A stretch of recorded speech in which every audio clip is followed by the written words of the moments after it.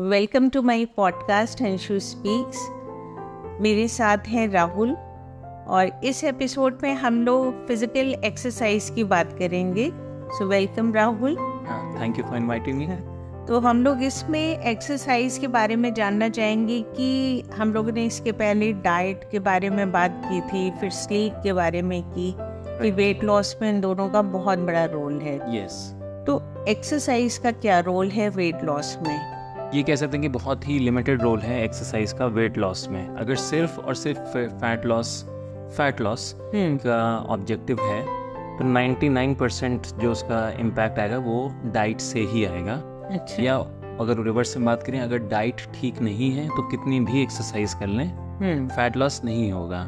तो डाइट तो एक्सरसाइज लेकिन बहुत इम्पोर्टेंट है। वो क्यों है? वो है अपने आप को स्ट्रॉन्ग करने के लिए। क्योंकि अगर हम स्ट्रॉन्ग होंगे तो हमारी क्वालिटी ऑफ लाइफ इम्प्रूव होती है और हम डिजीज़ अवॉइड कर सकते हैं। तो इसलिए एक्सरसाइज इम्पोर्टेंट है। फैट लॉस के लिए तो बेसिकली हाई प्रोटीन डाइट और कैलोरी डेफिसिट उस पर फोकस करना चाहिए। यस, एक्सरसाइज के थ्रू कैलोरीज बर्न होती हैं, नो डाउट। जैसे वेट लिफ्टिंग के थ्रू भी कैलोरी बर्न होंगी, बट 1 घंटे अगर आपने वेट लिफ्टिंग की तो मे बी 200-250 कैलोरीज बर्न हो, जो कि बहुत सिग्निफिकेंट नहीं है। अगर आप जॉगिंग करते हैं तो और ठीक स्पीड पे जॉगिंग कर रहे हैं तो मे बी 1 घंटे में 1 घंटे में अराउंड 400 to 500 कैलोरीज बर्न होंगी। अच्छा। अगेन 1 घंटे जॉगिंग करना भी बहुत आसान नहीं है कई लोगों के लिए। तो ये ऐसे करना चाहिए, बिल्कुल करना चाहिए, और इससे कैलोरीज भी बर्न होंगी। बट जब तक डाइट के थ्रू फैट लॉस नहीं ट्रिगर होगा, फैट लॉस नहीं होगा, तो एक्सरसाइज का बेनिफिट है अपने आप को स्ट्रॉन्ग करना। ओके। तो मेन इसका रोल हुआ अपने आप को स्ट्रॉन्ग करना, ना कि वेट लॉस के लिए। Yes, stand alone exercise important है। यस। तो जब तक हम अगर एक्सेस कैलोरीज जा रही हैं डाइट में और एक्सरसाइज करते भी रहे तो फैट लॉस नहीं होगा, लेकिन हाँ उससे स्ट्रॉन्ग होते जाएंगे। अगर तो फैट भी बढ़ रहा होगा बट आपकी मसल्स भी स्ट्रॉन्ग होंगी, बोन्स भी स्ट्रॉन्ग होंगी, और over the period of time आपकी मसल्स और एक्यूमुलेट भी होंगी, जिसको हाइपरट्रोफी कहते हैं, तो वो होगा। बट अगर फैट लॉस फोकस है तो एक्सरसाइज पे ना करके डाइट को रेगुलेट करें। अब एक्सरसाइज क्यों इम्पोर्टेंट है तो हम लोग देख लेते हैं कि 2 कैटेगरीज, रफ जनरल कैटेगरीज क्या है एक्सरसाइज की, और ये सब कुछ हम लोग एज अ ले पर्सन बोल रहे हैं। कोई एक्सपर्ट नहीं है। ये जो हम अपने ऊपर इम्प्लीमेंट कर रहे हैं, जितना पढ़ा है उसी को एक तरह से डिस्कस कर रहे हैं। तो जितना मुझे मालूम है 2 कैटेगरीज में मैंने डिवाइड की हुई है अपना जो एक्सरसाइज रेजिमेन है। एक है कार्डियोवैस्कुलर एक्सरसाइज और दूसरा है weight lifting. Okay. Cardiovascular exercise होता है बेसिकली हार्ट को स्ट्रॉन्ग करने के लिए। अच्छा। तो उसमें आ गया brisk walk, jogging, running, cycling और स्विमिंग। तो ये सब बहुत इम्पोर्टेंट है। मेनली इसका बेनिफिट हार्ट के लिए होता है। अच्छा। कार्डियोवैस्कुलर के थ्रू भी वेट लॉस होता है, अराउंड 400 to 500 कैलोरीज। अगर आप 1 घंटे ब्रिस्क स्पेस पे आप जॉगिंग कर रहे हैं या ब्रिस्क वॉक कर रहे हैं तो 400 to 500 कैलोरीज बर्न हो जाएंगी। बट इसके मेन बेनिफिट जो मिलेगा वो हार्ट को स्ट्रॉन्ग करना है, और ऑब्वियसली हार्ट को स्ट्रॉन्ग करना बहुत इम्पोर्टेंट है।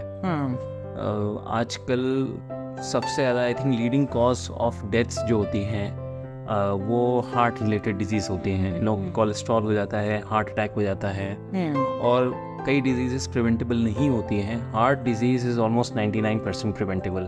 तो इसलिए और सरप्राइजिंग है कि आज के एज में इतनी अवेयरनेस होने के बावजूद भी लोगों को हार्ट के इश्यूज़ होते हैं। किसी को कोलेस्ट्रॉल है, किसी के कुछ है। तो उसका सिंपल तरीका है, डाइट में एक्सेस फैट नहीं जाना चाहिए, हेल्दी फैट जाना चाहिए, और उसी के साथ साथ एक्सरसाइज, कार्डियोवैस्कुलर एक्सरसाइज होनी चाहिए।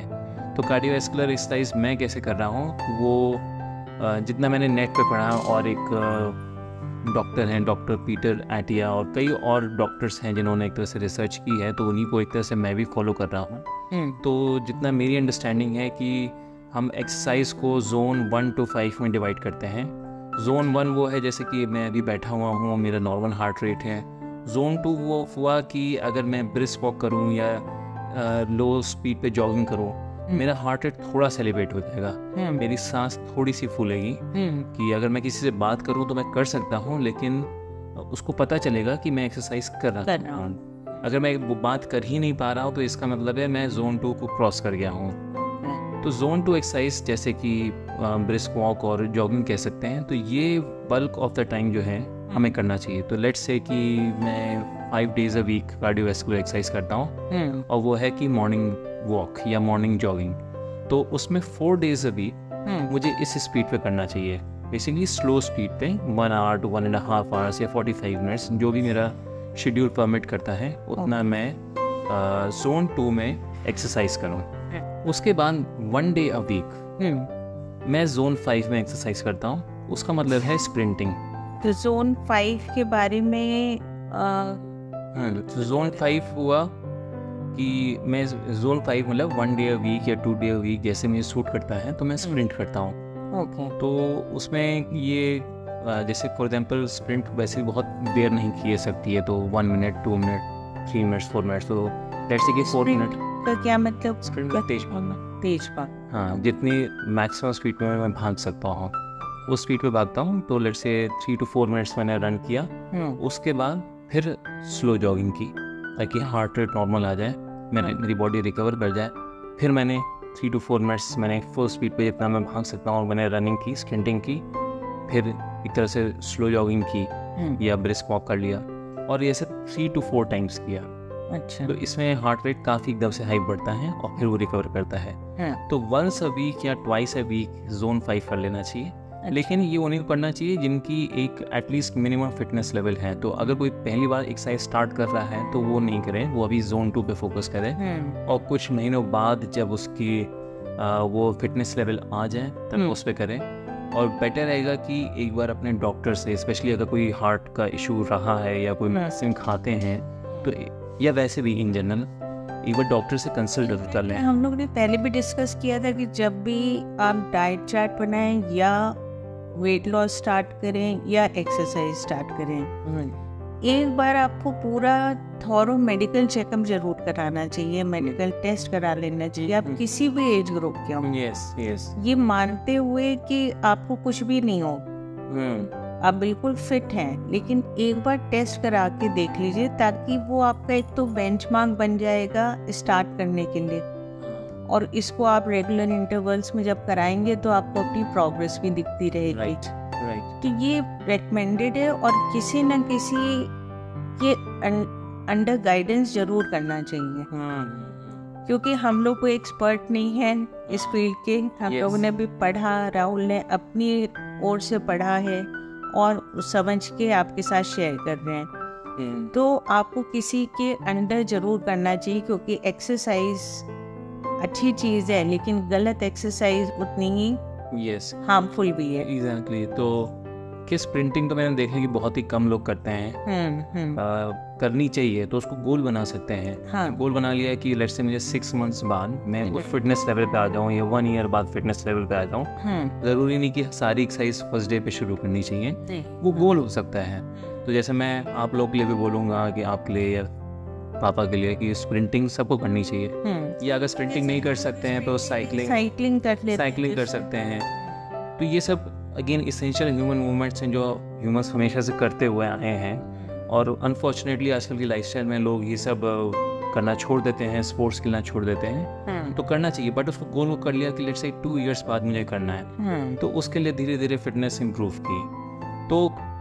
तो कार्डियोवैस्कुलर में शुरुआत जोन 2 से करें, और जब ये फिटनेस लेवल आ जाए तब जोन 5 पे आए। तो ये हो गई कार्डियोवैस्कुलर पे डिस्कशन। दूसरी जो कैटेगरी हुई वो हुई वेट लिफ्टिंग।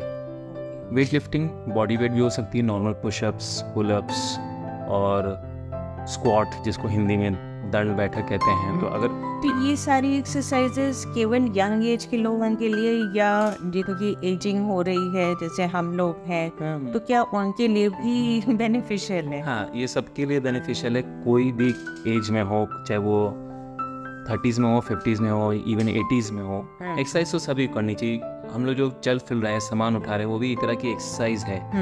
ये अगर हम चीज़ों को, भारी चीज़ उठाना बंद कर देंगे तो हमारी मसल्स वैसी ही एट्रोफी होनी शुरू हो जाती हैं एक एज के बाद। जैसे 30 के बाद शुरू हो जाता है, 40 के बाद और एक्सेलरेट हो जाता है, और 60 के बाद तो बहुत ही ज़्यादा तेज़ी से मसल्स कम होती हैं। ओके। अगर हम उस पर कॉन्शियसली नहीं वर्क करेंगे तो हमारी मसल्स कम हो जाएंगी, हमारी स्ट्रेंथ कम हो जाएगी। जैसे कोई स्टैटिस्टिक्स हैं कि 60 के बाद सबसे बड़ा रिस्क फैक्टर क्या होता है apart from diabetes and heart disease? Fall होता है। बहुत लोग 60 के बाद गिर जाते हैं और किसी के हिप में फ्रैक्चर, किसी के स्पाइन में फ्रैक्चर, और उसके बाद लाइफ एक्सपेक्टेंसी या quality of life greatly reduce हो जाती है। और अगर ये सब चीज़ें अवॉइड करनी है और आपको पूरी life as a strong person करना है तो वेट लिफ्टिंग करनी चाहिए, ताकि अगर आप गिरे भी तो आप की बोन्स नहीं टूटेंगी, और क्योंकि बैलेंस बेटर होगा तो आप हो सकता है, हाँ, जैसे फॉर एग्जांपल एक सिंपल सी एक्सरसाइज होती है कि आप एक ऊंचे से स्टेप पे हैं और नीचे उतरिए हैं। ये एक सिंपल एक्सरसाइज है, बट कई लोगों को इसमें भी दिक्कत होगी 60 के बाद कि एक पैर से उतरना है तो उसको बैलेंस करना होगा। जैसे जीना होता है तो समझ लीजिए जीने से ऊंचा स्टूल है और उससे नीचे उतरना है और फिर ऊपर चढ़ना है, फिर नीचे उतरना है, फिर ऊपर चढ़ना है, फिर नीचे उतरना है। जो करेगा वो धीरे धीरे हाइट बढ़ाता जाएगा, तो इससे उसका बैलेंस इम्प्रूव होगा। और जो वहाँ पे जो मसल्स होती हैं, जो कि जब हम लोग गिर रहे होते हैं तो एकदम से कुछ मसल्स एक्टिवेट होती हैं। अगर हमने उसकी एक्सरसाइज नहीं की तो एक्टिवेट नहीं होंगी और हम अपने आप को प्रोटेक्ट नहीं कर पाएंगे और गिर जाएंगे। और अगर हमने की होंगी वो एक्सरसाइजेस तो हमारी वाली मसल स्ट्रांग होंगी और ऑब्वियसली हम अपने आप को फॉल से बचा सकते हैं। तो इसलिए वेट लिफ्टिंग हर एज में इम्पॉर्टेंट है। कोई अगर 80 ईयर ओल्ड भी है, 90 ईयर ओल्ड भी है, तो उसको भी एक्सरसाइज करनी चाहिए। तो वेट लिफ्टिंग में जैसे मैंने बताया कि बॉडी वेट होगी, बॉडी वेट मतलब बिना किसी वेट्स के, तो ये सबसे आसान तरीका है स्टार्ट करने का। बट एक तरह से आसान भी है, दूसरी तरफ से मुश्किल भी है, क्योंकि इसको प्रोग्रेस करना थोड़ा सा मुश्किल हो जाता है। तो जैसे पुशअप है, हो सकता है आप पुशअप कर ही ना पाएँ, तो आप नीज के सपोर्ट के थ्रू पुशअप कर पाएंगे। लेकिन ये धीरे धीरे प्रोग्रेस, थोड़े जंप्स हाई होते हैं, तो नीज से करना है कि वो प्रॉपर पुशअप आना। जैसे पुलअप्स कहने में आसान है, बट एक पुलअप करना भी काफ़ी मुश्किल होता है। तो अगर कोई इक्विपमेंट नहीं है, बिल्कुल टाइम नहीं है, तो बॉडी वेट से करें। बट अगर थोड़ा सा स्पेयर कर सकते हैं तो कोई ना कोई जिम ज्वाइन कर लेना चाहिए और किसी न किसी कोच के अंडर में एक्सरसाइज करनी चाहिए, वेट लिफ्टिंग एक्सरसाइजेस। तो उससे हमारी मसल्स और बोन्स स्ट्रांग होती है। और बेटर रहता है कि कंपाउंड एक्सरसाइजेस करें। कंपाउंड कुछ एक्सरसाइजेस होती हैं, जैसे हम लोग कई देखते हैं, जिम जो नहीं भी गया होगा उसको मालूम है कि जिम्स में कई सारी मशीन होती हैं।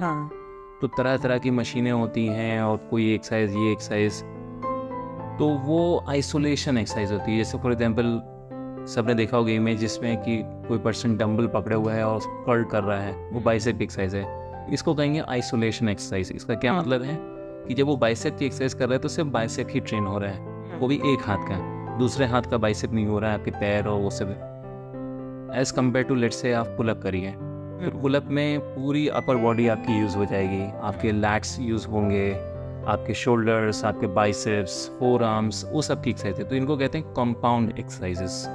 तो जब जिम ज्वाइन करें और टाइम भी कम है, और क्योंकि कंपाउंड एक्सरसाइज वैसे भी बेटर मानी जाती हैं क्योंकि उससे हमारा ओवरऑल बॉडी स्ट्रांग होती है, तो अपने कोच से या अपने ट्रेनर से बात करें कि वो कंपाउंड एक्सरसाइजेस कराएं ताकि कम टाइम में ज़्यादा बेनिफिट मिले। तो इससे हमारे मसल स्ट्रांग होंगी, बोन स्ट्रांग होंगे और टेंडन्स और लिगामेंट स्ट्रांग होंगे। जैसे कई लोगों को आर्थराइटिस की प्रॉब्लम हो जाती है, लेडीज़ को ऑस्टियोपोरोसिस हो जाती है, जबकि दूध भी पी रही हैं और कैल्शियम कंज्यूम भी करती हैं, उसके बावजूद भी हो जाती है क्योंकि उन्होंने वेट लिफ्टिंग नहीं की है। तो ये सब चीज़ें अवॉइड करने का भी तरीका वेट लिफ्टिंग है और टू सम एक्सटेंट क्योर करने का भी है। अगर धीरे धीरे स्ट्रक्चर्ड वे में, डिसिप्लिन वे में करेंगे तो ये जो एक्सरसाइजेस हैं, जैसे फॉर एग्जांपल जैसे मैंने देखा है इंडिया में काफ़ी लेडीज़ को नीज़ की प्रॉब्लम होती है। तो एक चैनल है नीज़ ओवर टोज गाय, जिसका हम लोग लिंक दे देंगे। तो वो कई ऐसी एक्सरसाइज बता रहा है कि क्योंकि उसको भी नी की प्रॉब्लम थी, तो उसने एक्सरसाइज कर करके अपनी नीज़ को नॉट ओनली स्ट्रॉन्ग कर लिया, वो इतना स्ट्रॉन्ग कर लिया कि अगर उसके वीडियो देखें तो ऐसा लगता है कि उसकी तो सबसे बड़ी स्ट्रेंथ उसकी नीज़ है, जो वो खुद कहता रही है। तो जैसे वो वॉकिंग बैकवर्ड्स है वो बताता है और कई तरह की एक्सरसाइजेस बताता है। बेटर रहेगा कि उसके चैनल पे जाएं और नोटिस करें। तो हमारे जो टेंडन्स, लिगामेंट्स और जो कनेक्टिव टिश्यूज़ हैं उनको स्ट्रॉन्ग करने के लिए ये सब एक्सरसाइजेस बहुत इम्पोर्टेंट हैं। तो इसका मतलब हो गया कि हमें हर एज में एक्सरसाइज करनी चाहिए और सबसे अच्छा हो कि हम बचपन से स्टार्ट कर दें। जितनी जल्दी स्टार्ट करेंगे उतना आसान होता है कि तब तक कोई इंजरी नहीं है, कोई डिजीज नहीं है, फ्लेक्सिबिलिटी भी होती है। अब अगर किसी को कोई इंजरी है, प्री एग्जिस्टिंग है, तो उसको बहुत तरह की चीज़ें ध्यान रखनी पड़ेगी। एक्सरसाइज वो कर सकता है लेकिन ध्यान ज़्यादा रखना पड़ेगा एज कम्पेयर टू आप 20 से या टीन से ही एक्सरसाइज करते हैं। कई डिजीजेस ऐसी होती हैं कि फिर सोचना पड़ता है कि ये मुझे सूट करेगा कि नहीं करेगा, तो ऐसे में तो खैर डॉक्टर सबसे अच्छा एडवाइस कर सकते हैं। तो जो लोग सुन रहे हैं वो ध्यान रखें कि आपके घर में अगर बच्चे हैं, बेटर है अगर डॉक्टर भी ऐसे हों जो एक्सरसाइज करते हों। हाँ, क्योंकि ये थोड़ा सा मतलब कहना नहीं चाहिए बट हर डॉक्टर सही एडवाइस नहीं दे पाता है, क्योंकि दे नहीं पाता, उसको नॉलेज खुद भी क्योंकि हाँ एक्सरसाइज और न्यूट्रिशन पे कम नॉलेज होती है। तो बेटर कई डॉक्टर्स हैं जो कि बहुत फिजिकली एक्टिव हैं। अगर आप पॉसिबल हो ऐसे डॉक्टर्स मिलें जो खुद एक्सरसाइज करता हो तो वो बेटर गाइड कर पाएगा। वरना आप हार्ट के डॉक्टर के पास जाएंगे, आप कहेंगे मुझे स्प्रिंटिंग करनी है तो सीधे सीधे मना कर देगा, या वेट लिफ्टिंग है वो मना कर देगा। ये सब चीज़ें अच्छी हैं तो बेटर रहेगा जो डॉक्टर्स एक्सरसाइज करते हैं उनसे मिलें तो वो और अच्छी एडवाइस दे पाएंगे। और एक चीज़ और मुझे इम्पोर्टेंट लगती है कि थोड़ी सी सेल्फ स्टडी भी बहुत अच्छी चीज़ है। अगर खुद की रिसर्च होती है उससे एक तो कन्विक्शन खुद का स्ट्रांग हो जाता है, दूसरा आप जिससे पूछ रहे हैं उससे आप कुछ क्रॉस क्वेश्चन भी कर सकते हैं। अदरवाइज आपको आप जिसको एक्सपर्ट मान रहे हैं आप उससे कोई क्वेश्चन ही नहीं पूछ सकते, जो वो कहेगा आपको मानना पड़ेगा। तो अपनी रिसर्च करना बहुत अच्छा है, आपको अपने लिए टाइम थोड़ा सा स्पेंड करना चाहिए। और इस तरह के अब तो बड़े अच्छे वीडियोस आते हैं जिसमें कि एक्सपर्ट्स के होते हैं। और इस सीरीज में हम आपके साथ सब तरह के जितने भी हम लोग को नोन हैं सभी लिंक शेयर करेंगे, आप लोग खुद भी उसको जाके चेकआउट कर सकते हैं। तो उससे आपको हेल्प मिलेगी, नॉलेज बढ़ेगी और अपनी बॉडी के लिए इतना इन्वेस्टमेंट बहुत ज़रूरी है। तो आई होप कि ये सीरीज़ आप लोग को अच्छी लगी होगी और कुछ चीज़ें आपको नई भी मालूम पड़ी होंगी। और मैं चाहूँगी कि इस पे आप लोग कमेंट ज़रूर करें कि आपको ये कैसी लगी, या कोई आपको अगर अपना सजेशन देना है तो वो भी आप दें, ताकि ये सीरीज़ सबके काम आए। हम लोग का मेन जो ऑब्जेक्टिव था इसको बनाने का वो ये था कि जो चीज़ हम लोग को अच्छी लग रही है, फ़ायदा कर रही है, वो सबके साथ शेयर करें। तो आई थिंक अगर किसी के पास कुछ अपने व्यूज़ हैं जिससे आपको लगता है कि दूसरों के साथ शेयर करेंगे तो उनका भी फ़ायदा होगा, तो प्लीज़ ज़रूर करिए। तो इसको हम लोग मिल के और अच्छा बनाने की कोशिश करेंगे और अपना टारगेट यही है कि ज़्यादा से ज़्यादा लोग हेल्दी रहें, हर एज में हेल्दी रहें और अपनी लाइफ को एंजॉय करें। So thank you so much for being with us. So thank you, Rahul. Thank you so much for inviting me.